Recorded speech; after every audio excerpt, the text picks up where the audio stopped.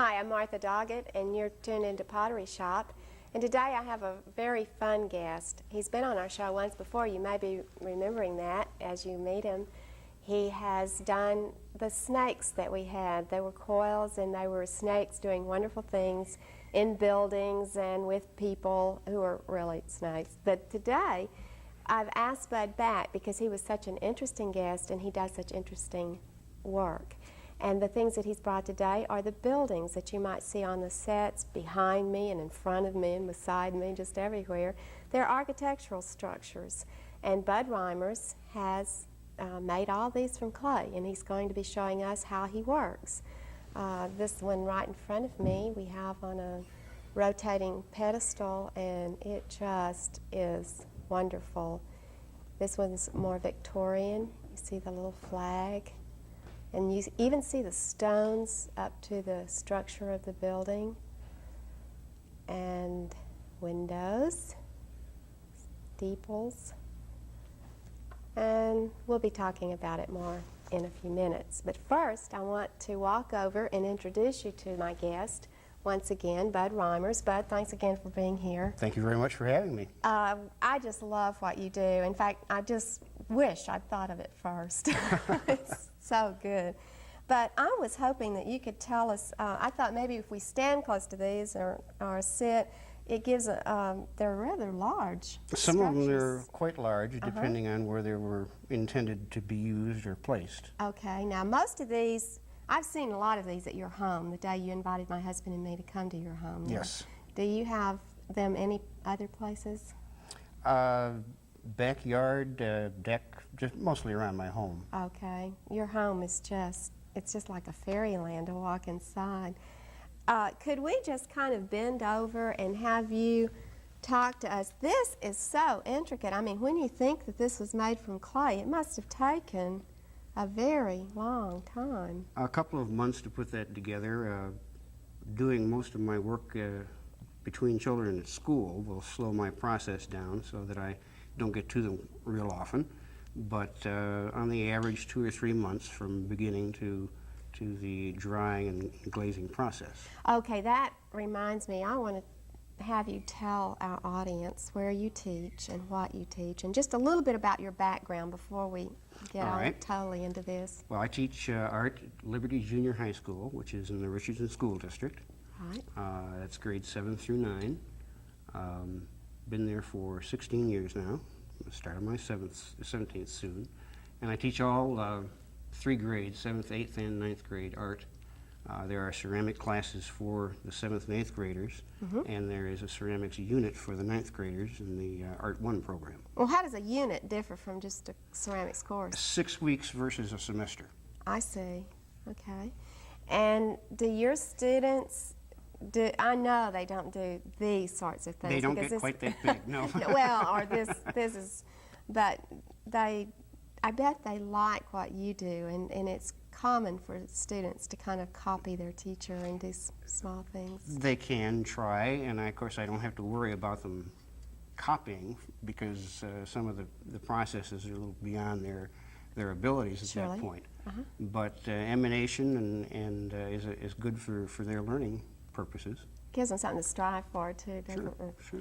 Well, tell us, I'm looking at all sorts of things on this. This is so textured, and for instance, this little area right in here is just full of little shingles. Thank you. Look at all those. And you put these on one at a time. How did you do these? Just simply by drawing them with a pencil. Okay, and you're going to be showing us just a little bit later how you drew these shingles. Yes. Then I'm looking up here at the stonework. Once again, did you draw Again, them? that's drawing with pencil and a clay cleaning tool. And what about this area in here? Just a very small slab that was... Okay. And then if we move on over to these little balls and look at the little column. It's a rather fanciful piece of architecture. It doesn't make a whole lot of sense. It's fun to look at and to enjoy it. It was, if I may, it was designed as a table. This top part comes off. This is the table base, and during the construction it was kind of difficult to get this so that it was indeed level.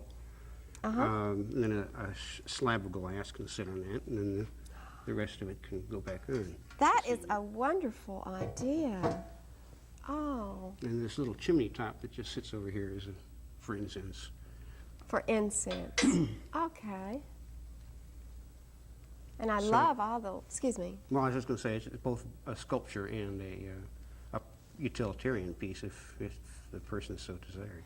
Okay, and I mean, we could look at this for 2 or 3 weeks and probably find something else, and I think that's what's so intriguing about your work. Now, the piece that you have there right in front of you is a castle. You tell me that you... It's a castle tower. A castle tower, okay. Now, you were going to show us, we're going to build this right before the people's eyes, right? Yes, we wanted to show how the different Okay. sections have gone together. Okay. There are 4 of them, and of course it was difficult to fire these because if you don't fire all the pieces at the same time, you run into problems of different colors of the clay, different amounts of shrinkage. So when you go put them back together again, it's trial and error sometimes. But this piece it's heavy. It's stoneware. It's designed for outdoors or an atrium or garden setting type thing. And you have it in your garden, I remember. Yes, I do. It is so lovely out there. And it's topped off by this. Look how tall. That is so wonderful. And look at all these little steps. I mean, you could get some little person to walk up there and imagine all sorts of stories or whatever. It reminds me of some of the movies that I've seen. The children were anxious for me to fill it full of gerbils and one of those other little furry critters. Oh, that would be fun. It would, if you could put screening or something over the windows so that they couldn't get out, it could make a cage. I have a couple of sections at home that misfired and weren't suitable for use in this particular piece, and it was perhaps from here to here that I'm using as a bird bath base, and it's very nice looking. It worked out very well. That is so good. Do you have a high loss rate on these, a breakage rate maybe? Not very, no. Okay. No, I don't. Well, why don't we once again take it back apart All right. and we'll move over to the table. It's so pretty. I wish we could just leave it. But as we're walking around, we wouldn't want to disturb it. Then, if we move back to this area, I'm hoping now that you can just show some of the ways that you draw the little, whatever you want to show us. All We right. want to see how you work. All right. Do you have a straight edge of some kind or some? Yes, I should have. Gee, I'm so glad. As far as the tiles or the shingles are concerned, it's just a matter of drawing a consecutive series of parallel lines.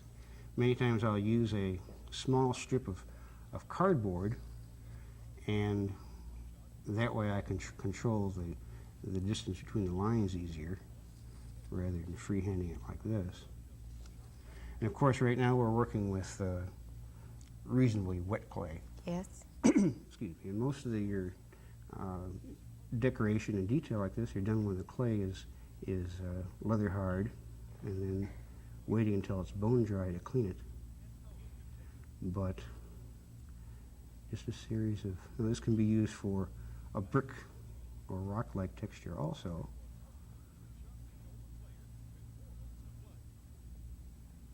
And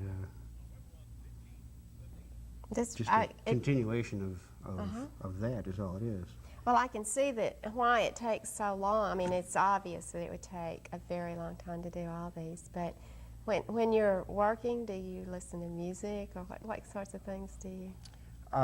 Usually I'm listening to children, but no, I can sit and if I'm by myself and be just very happy just sitting there with not necessarily music, because your imagination is always working during the construction. several of these, except for the tower, there isn't a whole lot of pre-planning. Sometimes I'll draw a small sketch of my basic idea, but most of the time I build them as I go, and they come out to be whatever they turn out to be. I remember when I was in England, we saw a lot of these chimney tops like we have on this piece here that were fun to see because I had seen them for sale here and never really had seen so many of them on buildings actually. Now what about the stones? Could you just kind of give us a little rundown on how you do the texturing, Sure. the various textures?